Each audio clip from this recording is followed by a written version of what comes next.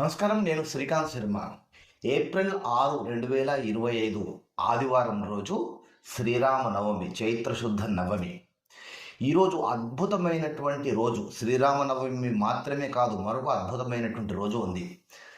ఎక్కువలో ఎక్కువ మంది భద్రాచలానికి వెళ్తూ ఉంటారు శ్రీరామనవమి కళ్యాణం చూడడానికి.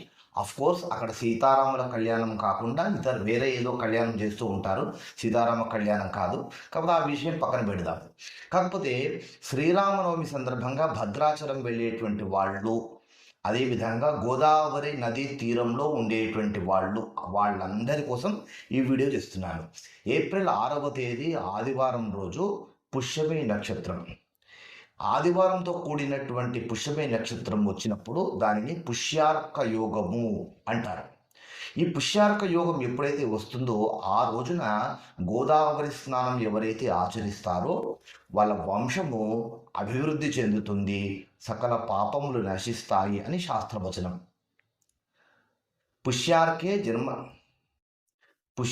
జన్మ నక్షత్రే వ్యతిపాతే దినత్రయే సకృత్ గోదావరి స్నానం కులకోటి సముద్ధరేత్ అని శాస్త్రవచనం.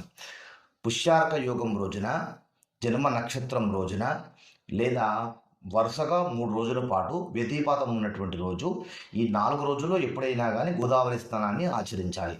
అందులో పుష్యార్క యోగం ఏప్రిల్ 6వ తేదీ శ్రీరామనవమి రోజు వస్తుంది. భద్రాచలంలో గోదావరి నది ఉంది. అదేవిధంగా గోదావరి తీర ప్రాంతంలో ఉండేటువంటి వాళ్ళందరూ కూడా ఈ సదవకాశాన్ని ఉపయోగించుకొని భగవంతుని యొక్క అనుగ్రహానికి పాత్రులవ్వండి. ఈ సమాచారాన్ని ఎక్కువ మందికి చేరవేయండి. ఇలాంటి సమాచారం కోసం మన ఛానల్ని సబ్స్క్రైబ్ చేసుకొని ఫాలో అవ్వండి.